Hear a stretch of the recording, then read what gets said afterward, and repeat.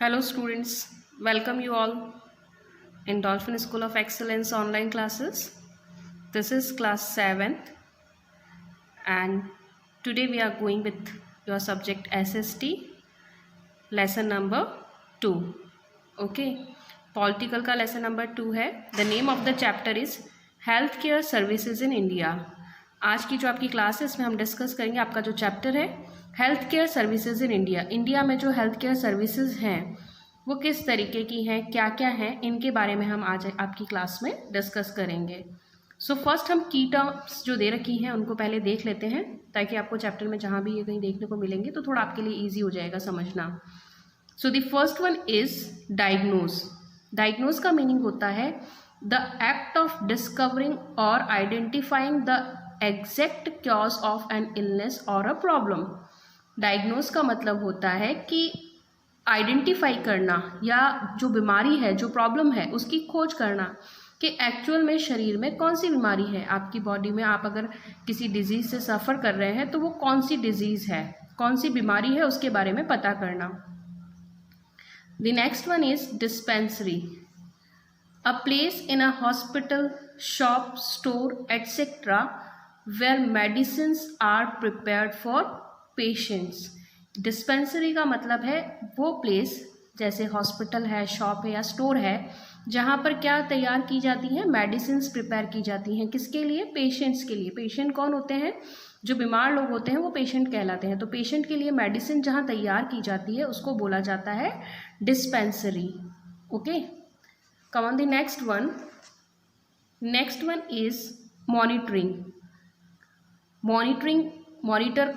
Monitoring का मतलब होता है मॉनिटर. मॉनिटर क्या करता है क्लास में, आपके पूरी क्लास में अगर टीचर नहीं है तो उस समय में क्लास का मॉनिटर क्या करता है, पूरी क्लास को वॉच करता है ना, उसको कंट्रोल करता है, उसका ध्यान रखता है कि क्या हो रहा है क्या नहीं हो रहा है. तो मॉनिटरिंग का मतलब यहाँ पे यही है to watch and check something over a period of time in order to see how it develops so that one can make necessary changes.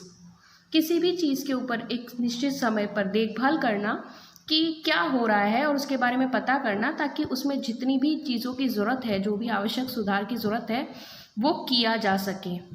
Okay, the next one is proactive. Proactive का मतलब है पहले से ही active हो जाना. Active मतलब सक्रिय हो जाना. Controlling a situation by making things happen rather than waiting for things to happen. किसी चीज़ के होने का इंतज़ार नहीं करना कि ऐसा होगा उसके बाद हम ऐसा करेंगे. अगर हमें लग रहा है ऐसा कुछ होने वाला है तो उसके लिए हमें पहले से ही क्या हो जाना चाहिए, तैयार हो जाना चाहिए. Now let's start our chapter. In a democracy the government is responsible for the well being of the people. Democracy हमने पहले चैप्टर में डिस्कस किया है. डेमोक्रेसी क्या है, हम जिस देश में रहते हैं वहाँ की गवर्नमेंट कैसी है, डेमोक्रेटिक गवर्नमेंट है ना. तो डेमोक्रेसी जो है, जिस डेमोक्रेसी में हम रह रहे हैं वहाँ गवर्नमेंट की क्या रिस्पॉन्सिबिलिटी है, जो लोग हैं उनके वेलबींग की रिस्पॉन्सिबिलिटी किसकी है, गवर्नमेंट की. Therefore it is also responsible for developing, implementing and monitoring plans and programmes for improving the health of the people. और इसके साथ ही उनकी जिम्मेदारी बनती है कि वो क्या करें, डेवलपमेंट करें, इम्प्लीमेंट करें, मॉनिटरिंग करें और ऐसे प्लान्स या प्रोग्राम्स इम्प्रूव करें, इम्प्रूविंग द हेल्थ, जो हम लोगों की हेल्थ को इम्प्रूव करें, ऐसे प्रोग्राम्स को क्या करें, ऑर्गेनाइज करें. Which has a large impact on the fitness of the nation. जिसका एक बहुत बड़ा इम्पैक्ट पड़ेगा किस पर, फिटनेस पर, हमारे राष्ट्र की फिटनेस पर जिसका बहुत बड़ा इम्पैक्ट पड़ेगा.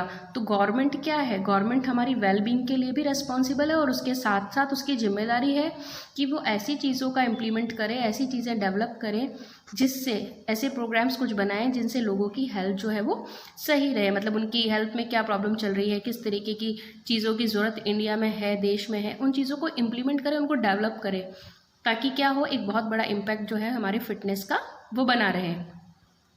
Therefore, it is vital for the government to arrange for medical facilities to care for and protect its citizens from a range of ailments.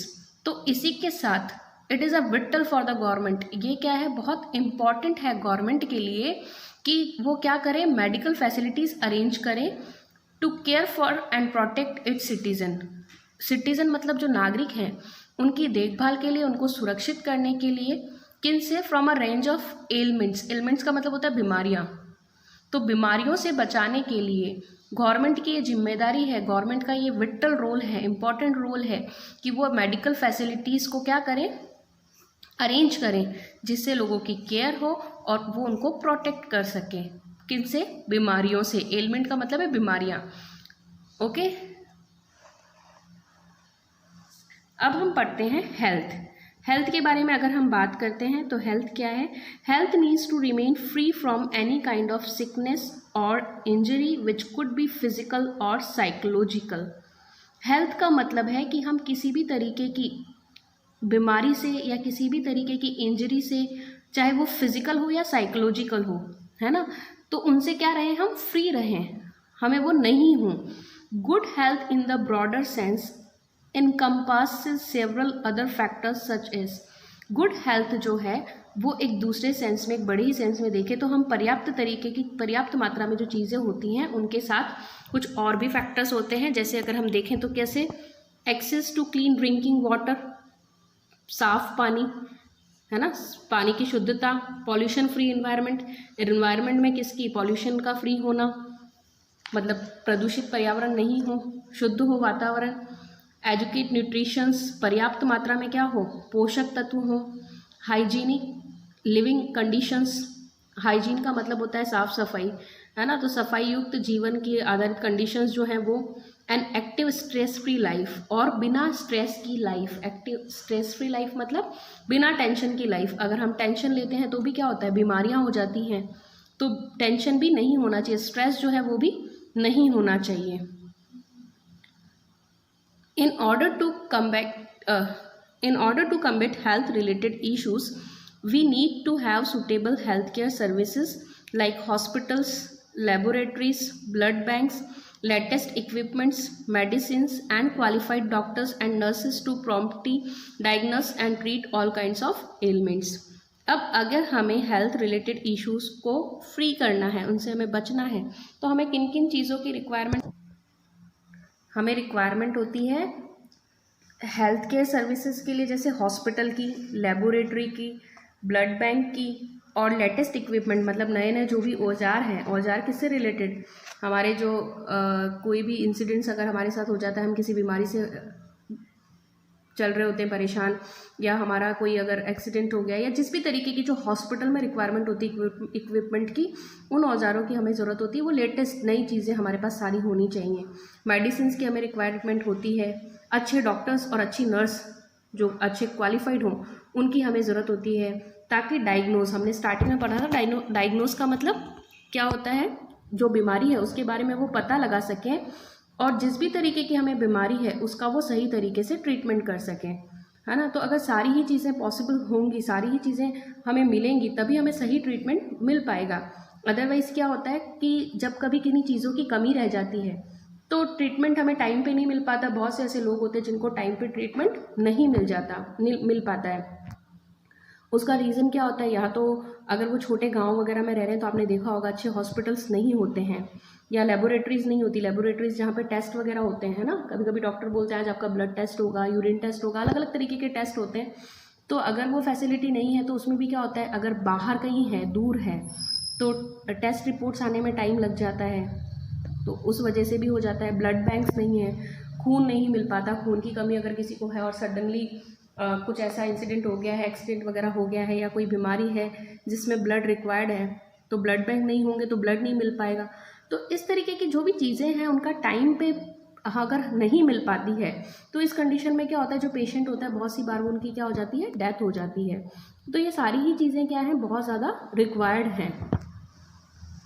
अब यहाँ पे आपके MCQs दे रखे हैं। The first one is who is responsible for the well being of the people in a democracy. Democracy में लोगों की देखभाल के लिए, उनके वेल बींग के लिए कौन रेस्पॉन्सिबल है? हमने स्टार्टिंग में ही पढ़ा था, यहाँ स्टार्टिंग में दे रखा है, the government is responsible for the well being of the people. So the correct answer is people, police और गवर्नमेंट। कौन सा है सही answer? It's C, government. The correct answer is government. Okay, the next one is health means to remain free from any kind of, health का मतलब क्या है, हम किसी भी तरीके की किन चीज़ों से फ्री रहें, इलनेस, एक्टिविटीज़, हाइजीन।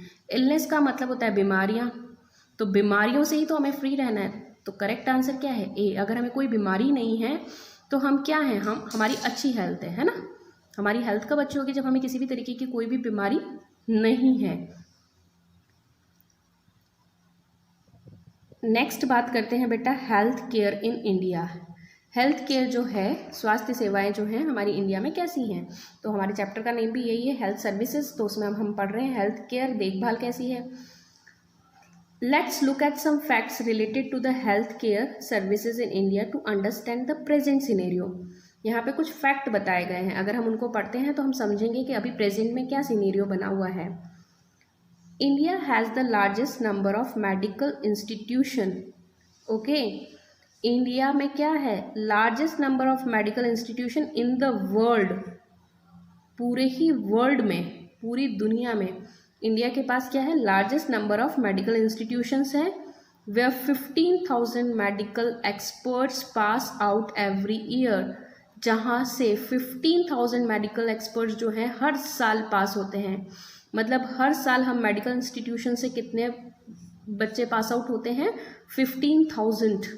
ओके, तो इंडिया क्या है, largest number of medical institutions कहाँ पे हैं, वर्ल्ड के इंडिया में, जहाँ से 15,000 मेडिकल एक्सपर्ट्स जो हैं वो हर साल पास होते हैं।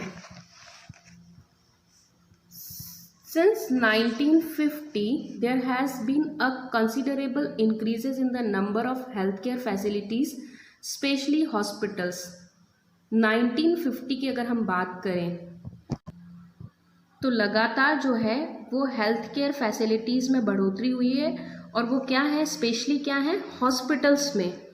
फ्रॉम 2717 हॉस्पिटल्स इन 1950, 1950 में हॉस्पिटल्स कितने बताए गए हैं, 2717। It has grown to 18,218 hospitals in 2000, जो कि बढ़ के 2000 में कितने हो गए, 18,218। जो 1915 में 2717 हॉस्पिटल्स थे वो इंक्रीज होकर के 2000 में कितने हो गए, 18,218 तक पहुंच गए। यहाँ पे सिर्फ 2000 तक का बताया गया है। Okay, there has been a surge in medical tourism. People from all over the world come to get themselves treated at hospitals which are comparable with the best in the world. अगर पिछले कुछ समय की बात की जाए तो medical tourism में बहुत बढ़ोतरी हुई है, क्योंकि दुनिया में लोग जो हैं, पूरी ही दुनिया में, वो ऐसे हॉस्पिटल्स को सर्च करते हैं जहाँ पे उनको अच्छा ट्रीटमेंट मिल पाए। दुनिया में मतलब कंपेयर करते हैं, तो जहाँ पे बेस्ट, जो कि वर्ल्ड में बेस्ट और उनको बेस्ट ट्रीटमेंट मिल पाए। India is the fourth largest manufacturer and a leading exporter of medicines in the world. दुनिया की अगर हम बात करते हैं वर्ल्ड में, तो मेडिसिन्स जो एक्सपोर्ट की जाती है या बनाई जाती हैं, मैन्युफैक्चर की जाती हैं, उसमें इंडिया की पोजीशन कौन सी है, 4th नंबर पे है, 4th लार्जेस्ट मैन्युफैक्चरर। और क्या है, एक्सपोर्टर है ना, एक्सपोर्ट भी करता है और मैन्युफैक्चर भी करता है। इंडिया कौन से नंबर पे आ रहा है, मेडिसिन को अगर हम देखें मेडिसिन के उसमें, तो इंडिया का नंबर कौन सा है, 4th नंबर पे है India. Almost half the children in India do not get sufficient food and suffer from malnutritions. अगर हम इंडिया में यहाँ बात की जाए तो क्या दे रखा है, half the children in India, आधे जो बच्चे हैं भारत में, उनको क्या है, सफिशिएंट फूड भी नहीं मिल पाता, जिसकी वजह से वो किससे पीड़ित होते हैं, मेल न्यूट्रिशन से, मतलब कि कुपोषण से, है ना। मतलब शरीर में जो है न्यूट्रिएंट्स वगैरह उनकी कमी होती है, उनको प्रॉपर वे में फूड ही नहीं मिल पाता, जो हेल्दी फूड है, जो रिक्वायर्ड फूड है वो नहीं मिल पाता। इवन उनको सफिशिएंट फूड ही नहीं मिल पाता, जितनी उनको रिक्वायरमेंट है उसके अकॉर्डिंग उनको फूड नहीं मिल पाता, तो उनकी बॉडी में क्या होता है, न्यूट्रिशंस की कमी हो जाती है। A majority of India's population do not have access to clean drinking water. A majority of India's population do not have access to clean drinking water. It is a fact that 21% of all infectious disease are waterborne. अगर majority का मतलब होता है बहुत ज़्यादा, है ना, एक साथ ज़्यादा लोगों की अगर मेजोरिटी देखी जाए तो इंडिया की पॉपुलेशन की अगर हम बात करें तो लोगों को साफ़ पानी भी पीने को नहीं मिल पाता है। और इसी की वजह से अगर हम देखते हैं तो 21% जो इन्फेक्शियस डिजीज़ हैं, जो फैलती हैं, फैलने वाली जो बीमारियां हैं, इन्फेक्शियस डिजीज़ जो होती हैं, वो किससे जन्म लेती है, किससे पनपती है? वाटर से, पानी से। As a result a large number of people suffer from diarrhoea, jaundice, hepatitis, cholera etcetera. और इसी की वजह से, किसकी वजह से? साफ़ पानी नहीं मिलने की वजह से लोग जो हैं वो किस तरीके की बीमारियों से गुजरते हैं? डायरिया, जॉन्डिस, हेपेटाइटिस और कॉलेरा। डायरिया जो है, डायरिया में क्या होता है? लूज मोशंस लग जाते हैं ना, लूज मोशंस हो जाते हैं ख़राब पानी पीने की वजह से। और उसकी वजह से क्या होता है? बॉडी में पानी की कमी हो जाती है। और जॉन्डिस जो है, जॉन्डिस का नाम भी आप लोगों ने सुना होगा, पीलिया जिसको कहते हैं लोकल लैंग्वेज में, हिंदी में पीलिया बोला जाता है, जिसमें फीवर रहता है और बॉडी जो है वो कैसी हो जाती है? पीली हो जाती है। नेल्स में भी थोड़ा थोड़ा पीलापन दिखने लगता है, नेल्स जो है वो भी येलोइश हो जाते हैं। हेपेटाइटिस जो है वो क्या है? लीवर को इफेक्ट करती है ना। हेपेटाइटिस जो डिजीज़ है वो किसको अफेक्ट करती है? लीवर को। इन्फेक्शियस डिजीज़ हैं ये सारी, फैलने वाली डिजीज़ हैं एक दूसरे से। और कॉलेरा जो है उसमें भी क्या होता है? उल्टी दस्त होती है, पानी की कमी हो जाती है। तो ये सारी जो डिजीज़ हैं ये क्या है? इन्फेक्शियस डिजीज़ हैं जो कि गंदे पानी की वजह से होती हैं। ठीक है। Even after so many years of independence approximately 5 million people die from tuberculosis every year। अब आज़ादी के इतने सालों बाद भी, लगभग 5 मिलियन साल समय के बाद भी अगर हम देखें तो लोग जो हैं वो किससे मर रहे हैं? ट्यूबरकुलोसिस से मर रहे हैं। ये क्या है? टीबी है। इस बीमारी का शॉर्ट नेम जो है वो है टीबी, जिसमें कंटिन्यूस मरीज को जो है खांसी वगैरह रहती है और ये भी इसके लीवर को इफेक्ट करता है। और ये भी फैलने वाली बीमारी है, हवा में फैलती है ये बीमारी। In additions about 2 million cases of malaria are reported every year. और अगर देखा जाए तो लगभग हर साल 2 मिलियन केस किसके आते हैं? मलेरिया के। In comparison to urban area the ratio of qualified medical professionals and health care facilities in the rural area is appallingly low. अगर हम कंपेयर करें अर्बन एरिया को तो जो रेशो है क्वालिफाइड मेडिकल प्रोफेशनल्स का या हेल्थ केयर फैसिलिटीज़ का रूरल एरिया से अगर हम कंपेयर करें तो अर्बन एरिया में क्या है? अर्बन एरिया में तो सारी फैसिलिटीज़ अच्छी हैं, लेकिन as comparisons to rural area में क्या? बहुत कम है। रूरल एरिया में सारी फैसिलिटीज़ इतनी ज़्यादा नहीं हैं। Moreover in large parts of rural India people still have to travel long distance to consult a health care expert. अब यहाँ पर अगर हम बात करें रूरल एरिया की, तो मैंने अभी स्टार्टिंग में हमने डिस्कस किया था कि क्या होता है, गांव होते हैं छोटे छोटे, जहाँ पर मेडिकल फैसिलिटीज़ जो है वो पूरी नहीं होती, हेल्थ केयर सर्विसेज जो है वो पूरी तरीके से नहीं मिल पाती हैं। तो लोगों को क्या करना पड़ता है? बहुत ज़्यादा लंबा डिस्टेंस तय करना पड़ता है डॉक्टर से कंसल्ट करने के लिए, उनकी राय लेने के लिए, उनको चेक कराने के लिए। Often people die due to lack of prompt and apt treatment. और कभी कभी लोग जो हैं मर जाते हैं, किसकी कमी से? मतलब प्रॉपर जो है ट्रीटमेंट उनको नहीं मिल पाता है। प्रॉपर ट्रीटमेंट नहीं मिल पाने के कारण बहुत से लोग जो हैं वो क्या होते हैं? मर जाते हैं। Hence, it is obvious that as a result of extraordinary improvement attained in the field of medical science and availability of good doctors, nurses and medical facilities, India certainly has the ability to take care of its large population। हालांकि अगर हम बात करें तो हमारे यहाँ का result देखा जाए तो बहुत सारे एक्स्ट्राऑर्डिनरी इम्प्रूवमेंट हमारे यहाँ पे हैं। किस फील्ड में? फील्ड ऑफ मेडिकल साइंस में, जिससे क्या है, हमारे पास अच्छे डॉक्टर हैं, नर्सेज हैं, मेडिकल फैसिलिटीज़ हैं। सिर्फ इसी रीज़न से इंडिया की जो पॉपुलेशन वो बहुत ज़्यादा है, तो इतनी हाई पॉपुलेशन को मेंटेन करना भी पॉसिबल हो पा रहा है। However despite so many encouraging advancement, a large proportions of the population of our country suffers or dies due to delay in treatment or inaccessibility to proper health care facility। लेकिन इन सब के बावजूद भी कभी कभी क्या होता है, हमारे यहाँ की जो पॉपुलेशन है वो क्या कर रही है? मर रही है, किस वजह से, उनका रीज़न क्या है कि उनको समय पर ट्रीटमेंट नहीं मिल पाता है या फिर ट्रीटमेंट में किसी भी चीज़ की हेल्थ केयर फैसिलिटीज़ की कमी हो जाती है, प्रॉपर हेल्थ केयर ट्रीटमेंट नहीं मिल पाता है या टाइम पे नहीं मिल पाता है। In this chapter, we examine the reason for this ironic state of affairs and also the measures government has adopted to resolve the issue. अब हम यहाँ पे ये एक स्टोरी दे रखी है आपको, इसके थ्रू हम पढ़ेंगे कि हम क्या रीजंस रहते हैं, क्या प्रॉब्लम्स रहती हैं और गवर्नमेंट जो है वो इन प्रॉब्लम्स को सॉल्व करने के लिए किस किस तरीके का ऑप्शन क्रिएट करती हैं। ओके, तो यहाँ आपको एक स्टोरी दे रखी है, हम इसको रीड कर लेते हैं। Story of Mukund Bala. Story of Mukund Bala. A 65-year-old man, a mason by profession, fractured his hip bone in a mishap near his residence in Barbaria near Kolkata. एक 65 साल का व्यक्ति है, एक आदमी है जो कि एक मैसन है, मजदूर है, बाय प्रोफेशन वो मजदूरी करता है। उसका फ्रैक्चर हो गया हिप बोन एक एक्सीडेंट में जो कि उसके घर के पास ही हुआ है कोलकाता में। Bala was at first taken to the Barsad district hospital from where he was referred to the R.G. Kar Medical College and Hospital, as the previous one did not have the requisite facilities to carry out the surgical procedure. अब यहाँ से उसको कहाँ लेके गए, first लेके गए उसको बरसात डिस्ट्रिक्ट हॉस्पिटल में, जहाँ से उसको रेफ़र कर दिया गया R.G. कर मेडिकल कॉलेज और हॉस्पिटल में। क्यों? क्योंकि पहले वाला प्रीवियस जो हॉस्पिटल था, पहले जहाँ लेके गए थे वहाँ पर जो भी रिक्वायर्ड फैसिलिटीज़ थी वो उनके पास नहीं थी सर्जिकल प्रोसीजर को शुरू करने के लिए।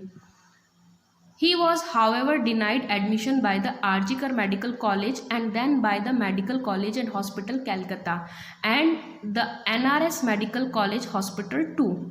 उसके बाद उसको डिनाई कर दिया गया, उसका admission R.G. Kar medical college में भी नहीं लिया गया, उसके बाद मेडिकल कॉलेज और हॉस्पिटल कैलकाटा में भी नहीं हुआ, then NRC medical college hospital में भी उसको एडमिट नहीं किया गया on the excuse that there was no vacant bed.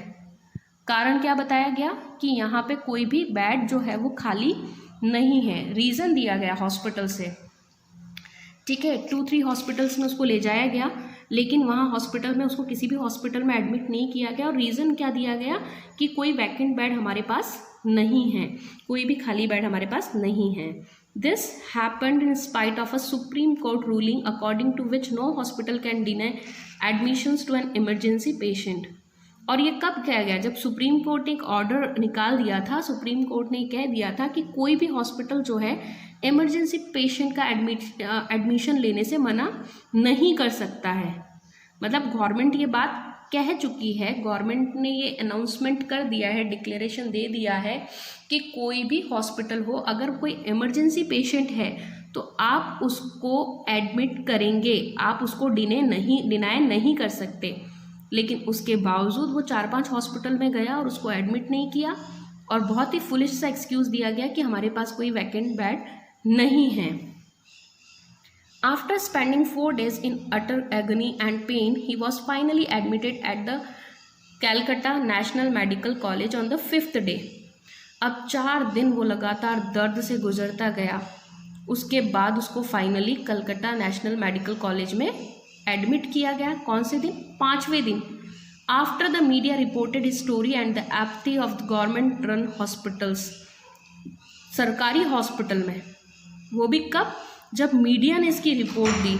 Media ने जब इसकी रिपोर्ट दी तो उसको ट्रीटमेंट कब मिला? 5th डे, और वो भी मीडिया ने रिपोर्ट की, उसके बाद उसको एडमिट किया गया। गवर्नमेंट हॉस्पिटल की कंडीशंस हैं कि गवर्नमेंट हॉस्पिटल में भी उसको एडमिट होने के लिए उसको 5 दिन तक परेशान होना पड़ा और जब मीडिया ने इसकी रिपोर्ट दी तो उसके बाद एक्शन लिया गया। जैसे आप लोग आज भी देखते होंगे, न्यूज़ वगैरह देखते होंगे या न्यूज़पेपर्स आप पढ़ते होंगे तो उसमें न्यूज़ आती है कि पत्रिका में प्रकाशित होने के बाद, है ना, तो आफ्टर रिपोर्टेड मीडिया, मतलब तो या तो मीडिया की रिपोर्ट के बाद या फिर जैसे पत्रिका वगैरह वाले हैं, कोई फ़ोटो खींच के आपने देखा होगा न्यूज़पेपर, अगर आप पढ़ते हैं तो आपको पता चलेगा कि बहुत से पिक्चर्स पहले आ जाते हैं, फिर उस पर एक्शन होता है और उसको इम्प्रूव किया जाता है। तो जो न्यूज़पेपर वाले होते हैं वो भी अपनी न्यूज़ डालते हैं कि हमने उस डेट में ये न्यूज़ डाली थी, इसके बाद लोग जो हैं वो अवेयर हुए, गवर्नमेंट जो है अवेयर हुई या जो भी डिपार्टमेंट है वो अवेयर हुआ और उसने उसमें चेंजेस किए।